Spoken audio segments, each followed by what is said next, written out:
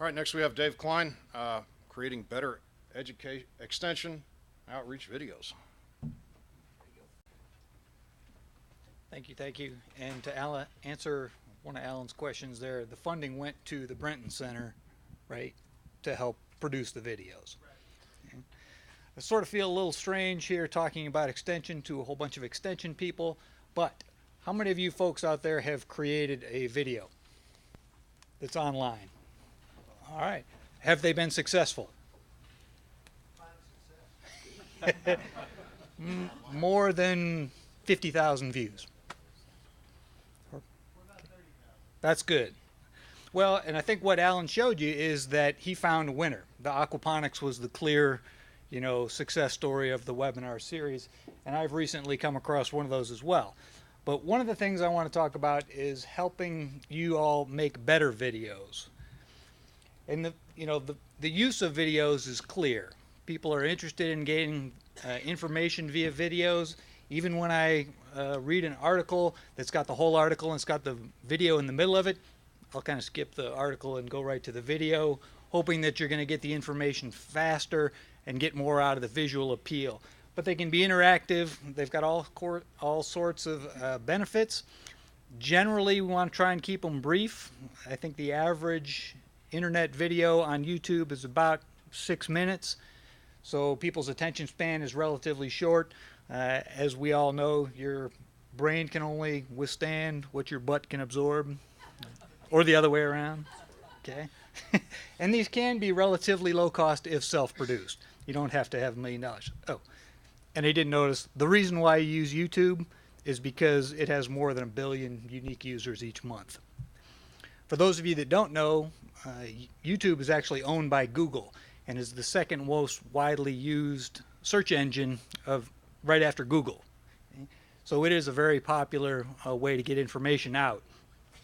I would suggest that if we all have a message to get out, one of the ways to do that is to create a YouTube channel. And basically this is a collection of videos that collects similarly topicked videos into one place. And I've had pretty good success with this. You can see on there, I've got about 1,000 subscribers now, and the Alabama Cooperative Extension System, their YouTube channel has about 4,000 subscribers. So this is a pretty good way to get your information out, and I think the success of this has been by collecting similarly themed videos in the same area. The nice thing about this is there is a relatively huge audience for these videos, and it's a great way to expand your information base and the audience that you have access to. The nice thing about this as an extension is this is a good way to document your efforts. In producing these videos, we've had over 750,000 minutes watched on my YouTube channel, and these are only on my videos, which out of the 50 or so on that channel, I only have about 12 to 15. So by collecting videos from other people, that's helped the success of those as well. And this is difficult to see, I understand, but the important part of this number is Google offers and YouTube offers analytics, which allows you to see where people are viewing from. And the nice thing about this, I don't know if you can anybody read that number down there? This is one out of 25 of the 212 countries where people have viewed things from. Anybody know how many countries there were the last time? Anybody counted? 170? Yeah, it's about 190, depending on which source you read. So this is telling me that this is getting out pretty good. So this is including things that are even non-sanctioned governmental states or whatever. So, but the message is getting out there. So what makes a good video?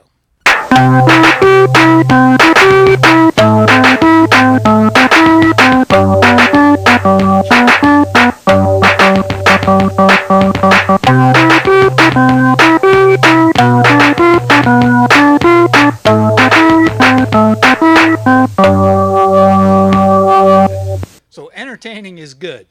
And I let that run all the way through. That wasn't the whole thing, but I let it run all the way through so that you wouldn't have to immediately go back to your room and pull that video up. So you've seen it. But it was brief, it was entertaining, The video quality was not great, but the audio quality was pretty good. But the opposite of entertaining is off.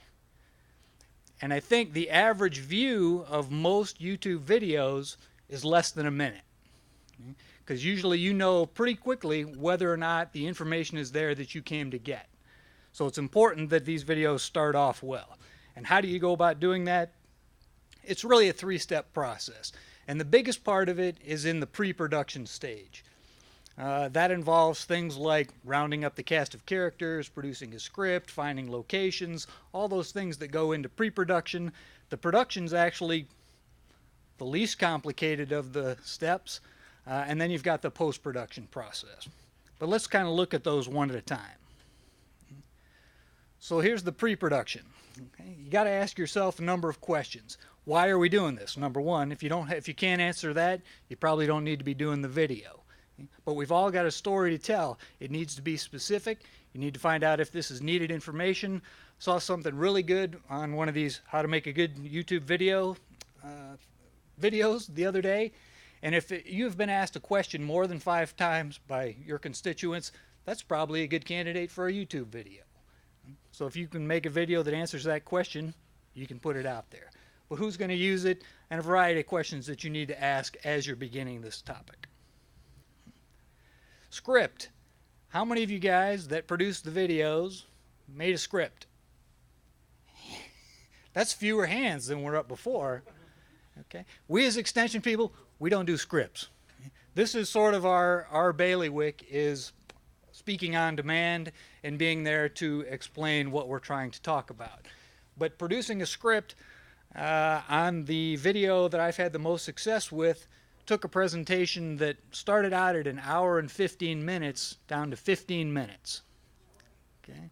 And basically what I did is, if you don't want to write a script, have somebody else, you do the presentation just like this, have it recorded, you can send that off, get the script back, and then you can edit that manuscript, which is a great way to do it, and that's the way I do it. Did it for Dr. Jesse Chappell, who can be long-winded, as you know. Many of you know. Okay. But in addition to the script, you want to do the things like to scout the locations and answer all these other questions: where, when, why, what, how, who, and then you need to establish a timeline for that. And that can be difficult in extension as well, especially if you're doing something around the spawning of fish or those types of things that are seasonal. Start with the right tools. Now, do we all need this tool? Probably not. But get a tool and learn how to use it. Audio matters. Most people will put up with cruddy video as long as the audio is okay. We have a higher tolerance to poor video quality than we do poor audio quality. So find a good microphone. If you're going to spend your money, this is probably the place to spend it, is on good audio. And the right tool for the job may vary depending on what you're trying to capture. If you're in a studio, that's one camera. If you're in a field, that means another camera. It might even be your cell phone, depending on your location.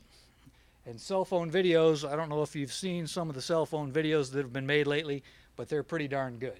And they have the ability to capture very good video. Make it steady. How many of you have seen the bouncing videos? Okay, yeah, you made them. Very good. A lot of people, they're pretty easy to make, the bouncing videos. Okay? But it's more difficult and much easier to watch if you're watching a steady video. Find some lighting, find the appropriate lighting. For those of you that don't know, I am a photographer, so it grates on me to see videos that are made poorly when all they had to do was turn on a few lights or go round one up from another room. But pay attention to the lighting. Treat your video camera like you would treat a still camera. And what do I mean by that? Think in shots. The next time you watch television, watch and see how long each scene lasts. I would bet that unless it's a documentary or something like that, the scene is going to last less than 8 seconds before they change camera views. So the next time you watch television, pay attention to that. But so you want to think about the image that you want to capture and the idea that you want to capture it, and then move. So do that, think, move, and repeat. Get in close. We don't watch the news like this, do we? That's usually their coming and going shot. But it's very difficult to see emotions and details from far away. So they typically get in closer. And I would encourage you not to shoot until you can see the whites of their eyes. That's a very famous quote from, there's some discussion, whether it's Revolutionary War or something along those lines. But that's a very famous line. Okay? And in doing this, you can see people's emotions very well. Again, use a tripod, whatever it takes to try and make the camera steady. If you don't have a tripod, holding the camera like this with your elbows in against your chest will help with things like that. Zoom with your feet. Okay? Most of the cameras you use have telephoto zoom. Don't use it, especially if it's digital zoom. You don't want that, period. Because the farther out you zoom, the harder it is to keep things from shaking. You can also use the available stabilization software. Hey, and it's going to play. All right, so the one on the left is taken from a drone. The one on the right is the same footage run through a stabilization process in Adobe Premiere. Did you see the difference?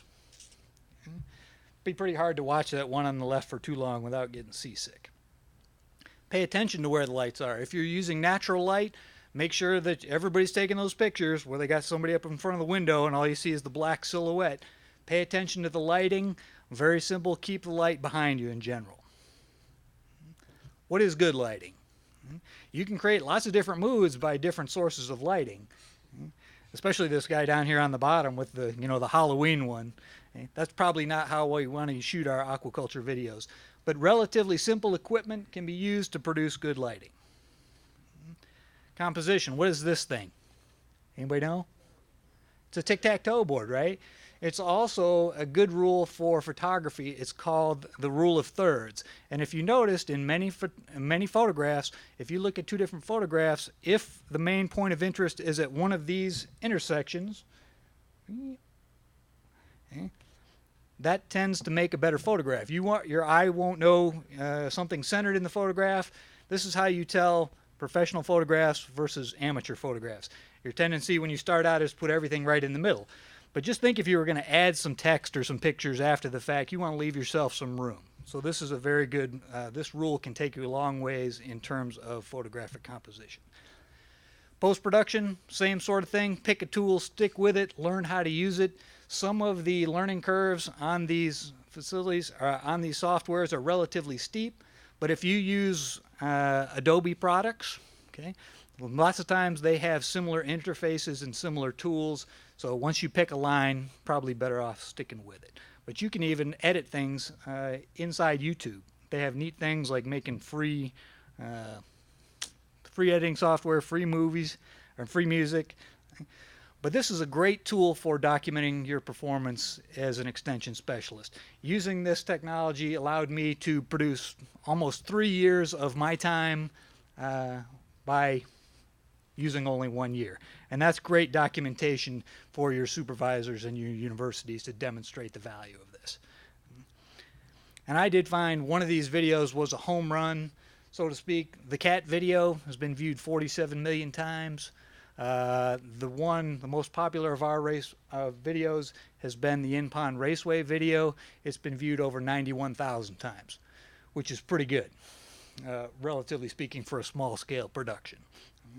But what do you do once you've created your video? Now you got to share it. Now you got to figure out how to promote it. And I suspect part of the success of that video has been interaction with the Soybean Council. They've been helpful in funding it and helping promote it. But Jesse Chappell taking it to China probably didn't hurt it any. But it's received a number of views, and that's been the star of this group so far. But there's lots of resources out there. Lots of ways to make a crappy video. Okay? Everybody's seen lots of those, but we've got some plenty of utilities out there and information to help you make a good one. All right, and I'll just leave, I think that's it, yeah. I can just leave that up there so you can kind of look at it if we've got time for a question. How old was that picture on your YouTube channel? 5 years? 5 years? Maybe 10, yeah, something like that. Multiplied by Yeah. Why? Do I look different? What are you trying to say? Quick question for David. I'm trying to reach the millennial audience. There you go. Good. Better than being one, That's right.